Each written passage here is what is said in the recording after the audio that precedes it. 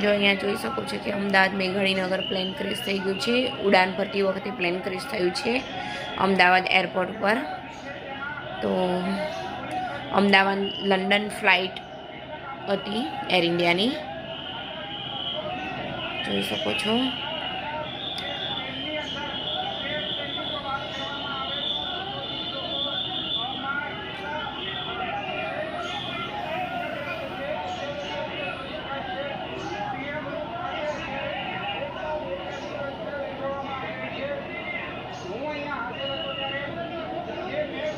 પાર્કિંગમાં પડેલી તમામ કારો સળગી ઉઠી અને એક